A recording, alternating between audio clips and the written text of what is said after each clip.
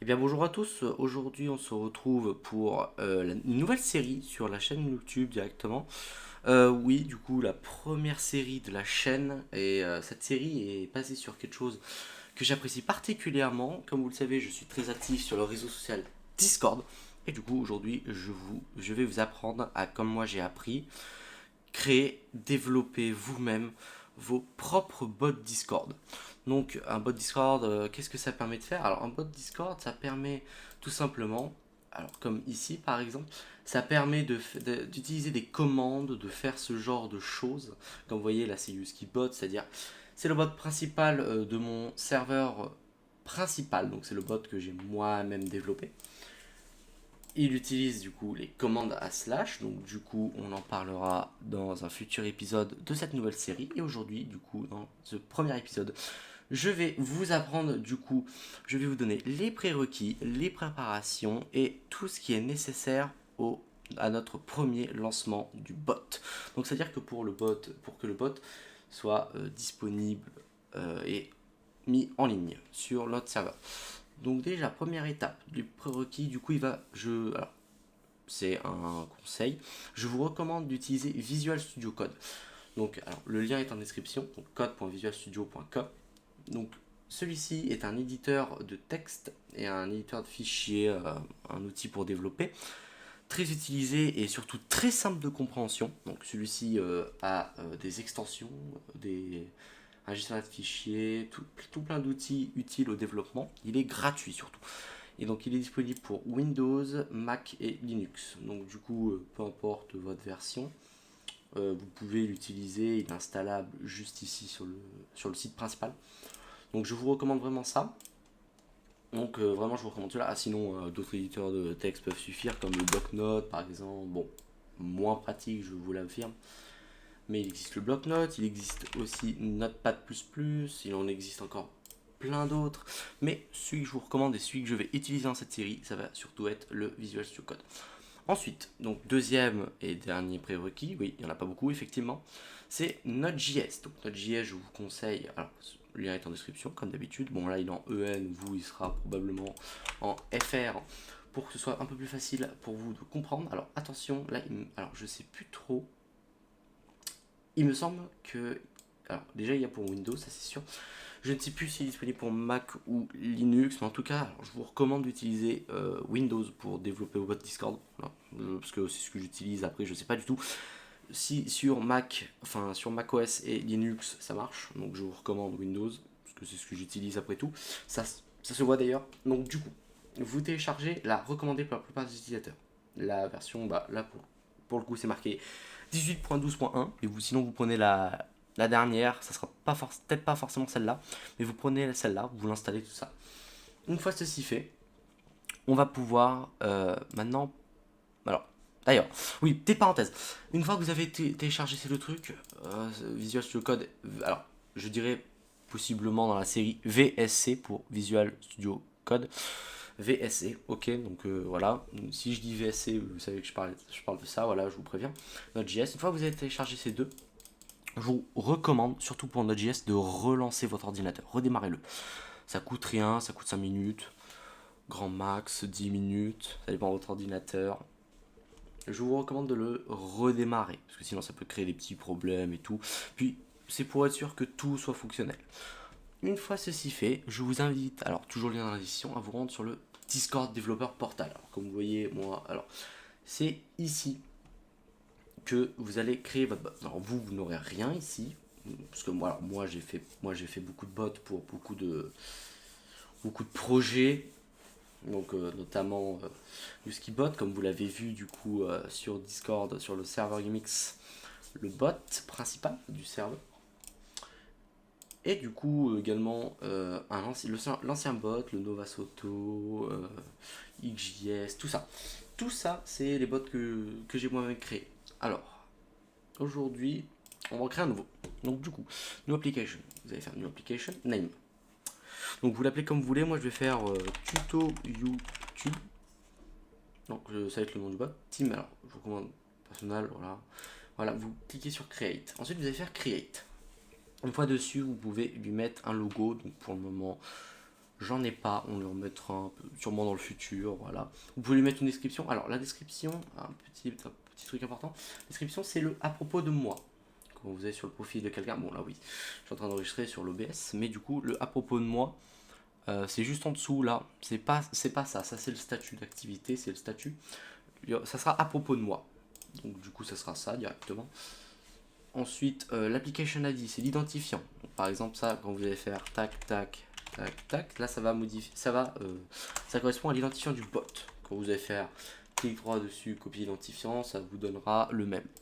Donc moi, pour le coup, j'ai un identifiant aussi. Je vais pas forcément le donner, j'ai pas forcément envie de chercher les problèmes. Ensuite, alors ça, on va pas trop en parler. Surtout celui-là, effectivement, on en parlera beaucoup. Et pour le moment, c'est pas important. Enfin, on le verra juste après. On utilisera surtout URL Generator. Ensuite, on a bot. Alors, c'est là que ça va être important, ici. Build bot. Alors, pour le moment, c'est ce qu'on appelle une application. C'est-à-dire que c'est pas un bot entièrement. C'est une application. C'est-à-dire que c'est un programme Discord, si vous préférez. C'est un peu une base Discord. Là, c'est le bot. Donc, du coup, c'est ici que vous allez pouvoir créer votre bot. Donc, vous allez faire add bot. Yes, do it. Et là, vous avez votre bot. Donc là, vous avez le nom de l'utilisateur. Alors oui, maintenant, du coup, vous allez pouvoir le changer ici. Vous pouvez mettre ce que vous voulez. Ça ne sera pas le même qu'ici. Ici, c'est vraiment le nom de votre application qui apparaîtra juste ici. Donc là, du coup, là, vous avez tout YouTube. Ça sera affiché juste ici. Et après, vous pouvez le nommer comme vous voulez le bot ici. Là, vous pouvez mettre le logo de votre bot. Donc, si vous venez de créer le bot et que vous avez déjà mis un logo ici, ça prendra celui-là. Mais si vous modifiez celui-là, ça ne modifiera pas forcément celui-ci. Ensuite, public bot. Alors, ça, vous le retirez directement. Parce que, en gros, si vous activez ça, ça veut dire que si c'est. Alors, parce que par exemple, regardez, là, je l'ai créé avec mon profil. Donc, avec Zimix, hashtag 0202. Si vous cochez ça, ça veut dire que celui qui arrive à trouver l'identifiant de votre bot, il pourra l'inviter sur son serveur. Tandis que si vous désactivez ça, là, vous pouvez. Là, qu'avec votre compte, que vous pourrez inviter le bot. Donc voilà, donc Require to Code Grunt, alors ça je vous déconseille, à moins que vous voulez faire vraiment un bot très sécurisé. Moi je l'utilise pas du tout, parce que je sais pas trop comment ça marche, mais je vous le déconseille. Privilege Gateway Intent. Là, va falloir activer les trois. C'est pour que le bot fonctionne correctement. Alors, voilà, Save Changes.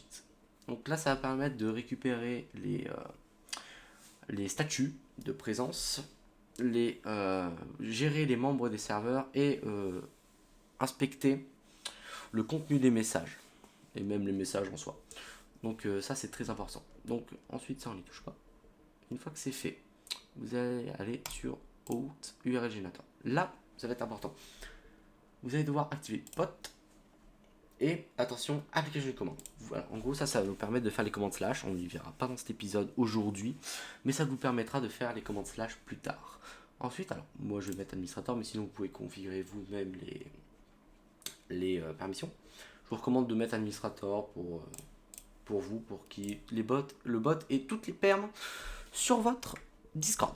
Donc ensuite, du coup, vous allez pouvoir, alors soit vous faites ça et vous cliquez, donc ça va directement faire ça.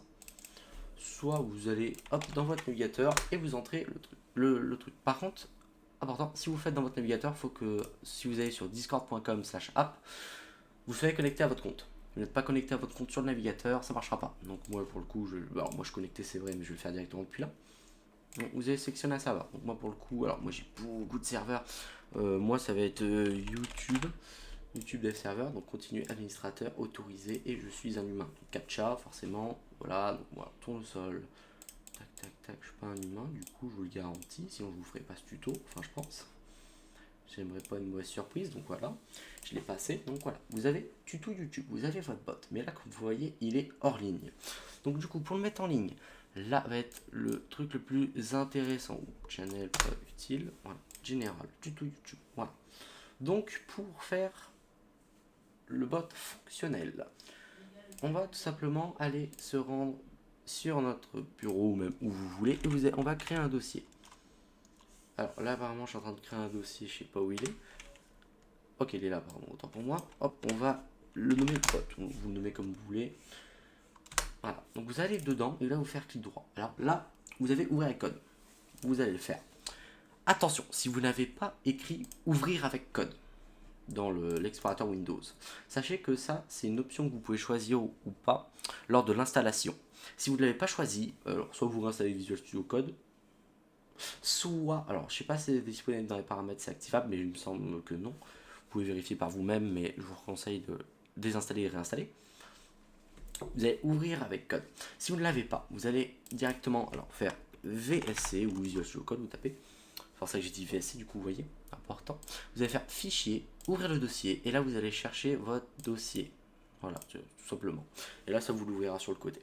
Donc là, pour nous, dedans, comme vous le voyez, il n'y a pas de fichier. Donc nous, l'objectif, alors déjà, on va devoir créer deux fichiers principaux. Le index.js et le config.json. Alors, pardon, j'ai mis un petit espace. Voilà. Le config.json, c'est le fichier principal. En gros, ça va être un fichier, alors, pas le fichier principal, pardon. Le fichier de configuration. En gros, c'est ici qu'on changera des paramètres importants, par exemple le token, les identifiants, et d'autres choses. L'index, c'est là, ça va être le fichier principal qui sera exécuté lorsqu'on va lancer le bot. C'est lui qui va gérer l'entièreté du code. Donc du coup, comme vous voyez, on peut taper dedans, pareil ici. Voilà, donc config.json, déjà, premier objectif, hop, vous allez faire ça. Voilà. Vous ouvrez des accolades et vous faites entrer. Donc normalement, ça vous fera 3 lignes du coup avec un écart comme ça. C'est parfaitement normal. Vous allez mettre entre guillemets, parce que oui, JSON ça s'écrit entre guillemets, c'est le nom de la variable et la valeur. Donc, par exemple, ici, nous, ça va être le token du bot. On fait 2 points en sortant des guillemets. On fait espace et là, vous pouvez mettre des chiffres si vous voulez. Mais par contre, vous ne pouvez pas mettre du texte comme ça. Le texte, attention, vous devez le mettre entre guillemets en string. C'est valeur string. Attention, petit rigolo, string c'est le nom qu'on donne aux valeurs texte entre guillemets. Donc du coup, valeur string. Donc ici le token, ça va être le token de votre bot. Il va être utilisé du coup pour le lancer. Donc du coup, pour l'avoir, vous allez aller ici. Vous allez sur bot. Vous allez faire reset token, yes do it. Alors là du coup, si vous avez l'A2F activé, tout comme moi, alors vous devez taper. Donc moi je le cache parce que je prends pas de risque. Voilà. Je vous cache également le token. Donc maintenant vous avez le bouton copy ou reset token. En gros c'est si vous voulez si ce token a été publié publiquement, parce que oui, n'importe qui a accès à ce token pourra utiliser votre bot, hein, littéralement. Donc alors si vous voulez, si vous savez que votre token est mis en danger ou a été publié, vous faites reset token et là ça vous en régénérera un nouveau. Donc vous devrez retaper votre code, mais non, moi j'ai pas besoin. Vous allez faire copy ou alors vous pouvez faire ça et CTRL C littéralement et vous allez l'entrer ici. Donc là je vous le cache toujours parce que j'ai pas envie qu'il soit partagé, et ensuite une fois que c'est fait vous pouvez fermer le config.json tout simplement. Donc maintenant ce qu'on va faire ça va être très simple, vous allez faire terminer. Alors oui, il est fort probable que votre comment ça s'appelle VSC soit en anglais. Donc du coup pour ce faire vous allez dans extension, vous allez faire rechercher les extensions et vous allez faire French. Donc vous faites entrer, non, pardon, pas entrer, vous sélectionnez ça et vous faites installer. Ensuite vous aurez un petit, on va faire ça directement, on va faire installer. Ah, pardon, oui, bon, ça vous mettra une notification en bas à droite, comme ça il faudra que vous relanciez relancez et activez le langage. Donc vous cliquez dessus, ça va fermer votre Visual Studio Code et le relancer, mais en français, donc ce qui est plutôt pratique. Et une fois ceci fait, vous êtes dans l'extension, normalement quand vous faites ça, installer, vous aurez French Language Pack, donc c'est nickel. Ensuite vous allez retourner sur Explorateur, et maintenant vous aurez tout en français, ce qui sera beaucoup mieux. Donc une fois ceci fait, vous êtes dans le terminal, nouveau terminal, et là ça va être important. Vous allez faire npm i, donc pour npm install discord.js 13.6.0. Donc c'est tout simplement la version de Discord.js 13.6. Donc c'est la V13, donc exactement la version qu'on va utiliser pour la série. C'est une des versions les plus récentes. Bon, la plus récente c'est la V14, mais la V13 n'est pas du tout obsolète, elle est même beaucoup utilisée. Donc on va continuer d'utiliser. Voilà. Donc vous attendez, voilà. Donc une fois qu'elle est installée, c'est tout bon. Donc, normalement added, voilà. Vous voyez ça, c'est que c'est bon, voilà, c'est tout bon. C'est fermé. Vous pouvez fermer ça. Ensuite, ici, ça va être, on va commencer à développer. Donc du coup, vous allez faire constante Discord qui va être égal à require Discord JS. Et on ferme la ligne avec un point virgule. Alors, je vous explique qu'est-ce que c'est que cette ligne. Constante, c'est-à-dire qu'on crée une variable qui ne peut pas changer. Si on fait Discord, par exemple, Discord est égal à 3, ça ne marchera pas, ça fera une erreur. Donc du coup, une constante, c'est une variable qui ne peut pas changer.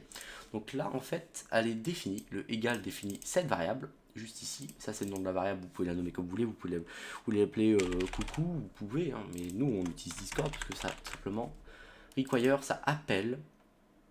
Et là, c'est tout simplement la...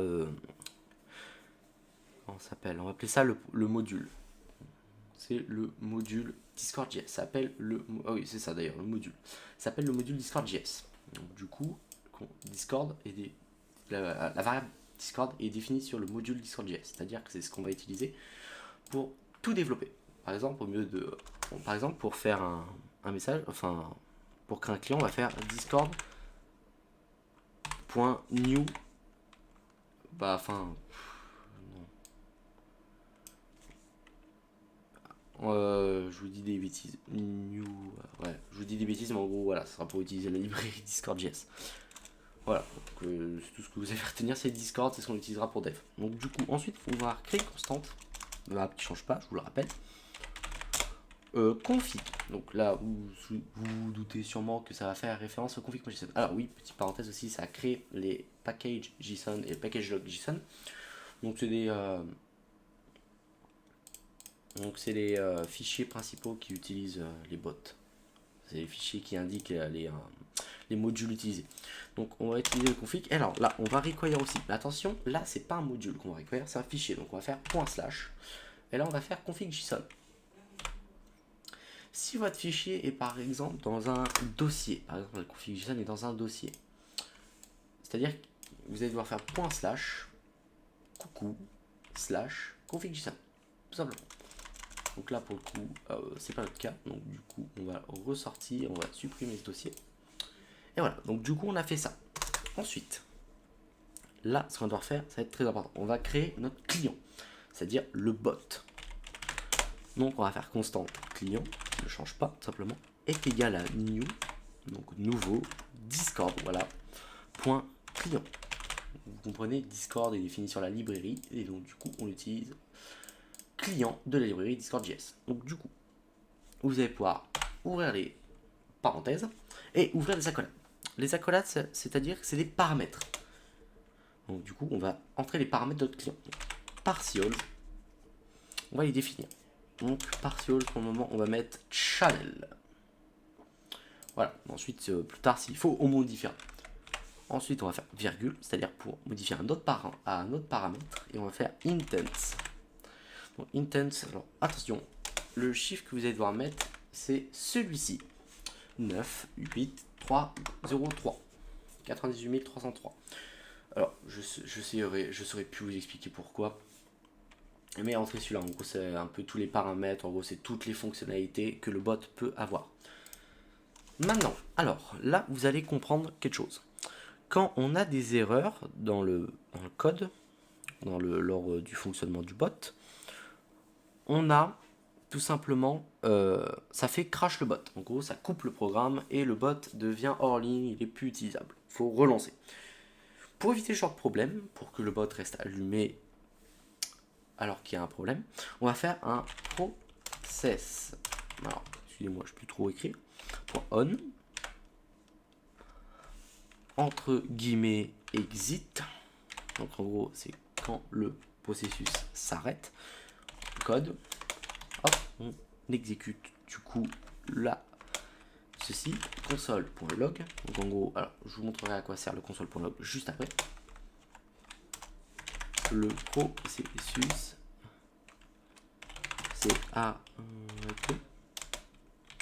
avec le code. Et là, du coup, je vais faire plus code. Donc du coup, avec le code, par exemple, ça sera 0. Ensuite, une fois ceci fait, on va faire process. Encore. Ça, c'est tout ça ce qu'on est en train de faire actuellement, le process.on. C'est pour éviter que le bot s'arrête si on a un problème. Alors ça n'empêche pas l'arrêt. Il est pas impossible que quand même ça s'arrête. Donc du coup, soyez quand même vigilant. Donc on va faire erreur et origine.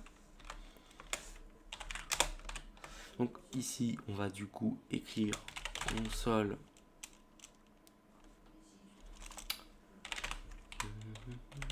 console.log. Et là, vous allez faire uncove. Ah, oula. Uncove exception. Uncove exception. Non, hop, de points. Je vais faire plus erreur. Donc, ensuite, origine. Donc, l'origine de ce problème. Et on fait origin. Tout simplement. Alors, vous pouvez pas obligé d'écrire ça. Vous pouvez seulement écrire uncove exception. Comme ça. Vous pouvez très clairement faire ça. Voilà. On a fait ça maintenant. On va passer à l'autre process. .on. Alors oui, pas de C, excusez-moi. Hop, et ici, ça va être le unhandled rejection. Donc du coup, vous allez faire pareil. Ici, des paramètres. On va require. Enfin, require, en gros, on va demander les paramètres. Donc là, alors, pardon, pour moi, raison, reason en anglais. Et promise, du coup, hop, on va exécuter avec ces deux variables le code suivant. Console.log unhandled rejection. Rejection plus raison. Et ensuite, on fait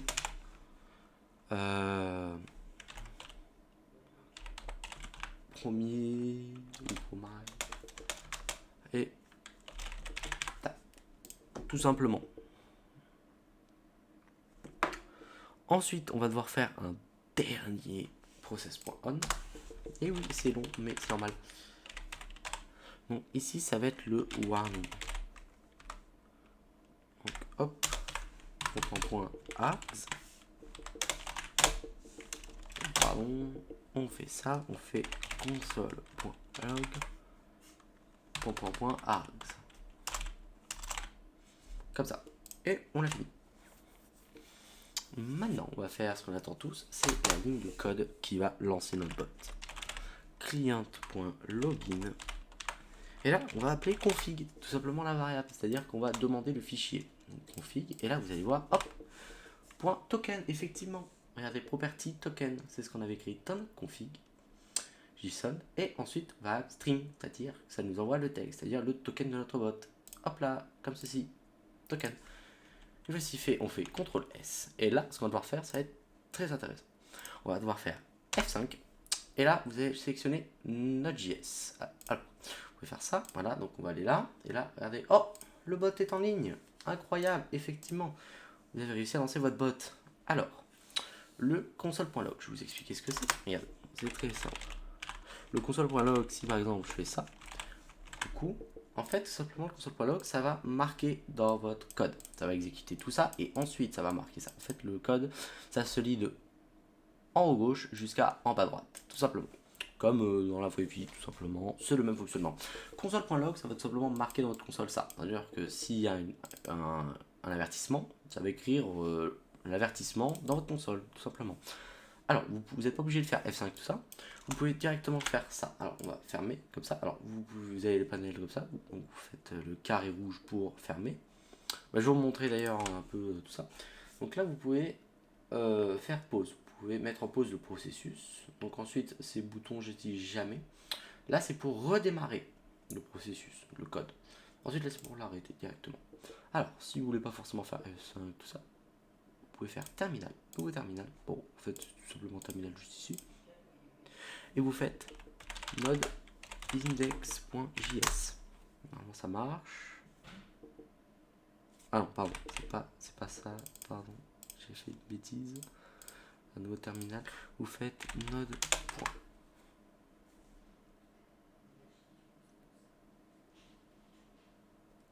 Ah oui, non mais oui.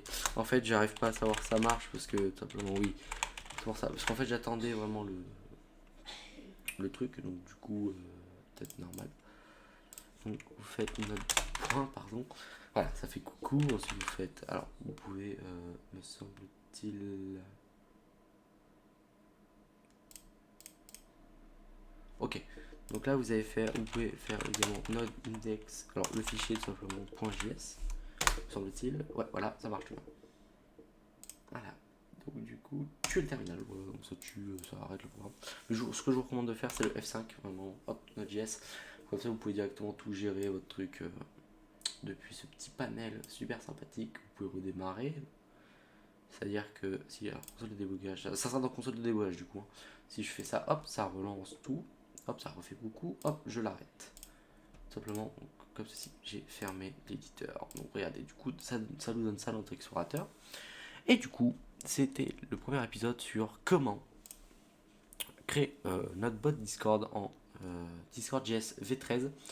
Alors, il y aura également dans le lien de description la documentation Discord.js. Donc en gros, c'est dans celle-ci que vous allez pouvoir retrouver un peu tous les fonctionnements des bots. Je la regarderai assez souvent pour s'il y a des problèmes ou quoi. Si j'ai des besoins de renseignements sur comment faire telle fonctionnalité sur le bot. Donc c'est comme ça du coup qu'on fait un bot. Donc c'était le premier épisode sur les prérequis, c'est-à-dire Visual Studio Code et Node.js, la préparation, donc les fichiers, l'application et le bot sur le Discord Developer Portal, le token, le config et le programme de base, et le lancement, donc c'est-à-dire la mise en ligne du bot, l'ajout sur le serveur, tout ça. Bon, bah écoutez, on se retrouve une prochaine fois, sûrement pour le prochain tuto, l'épisode 2 du coup, et à bientôt.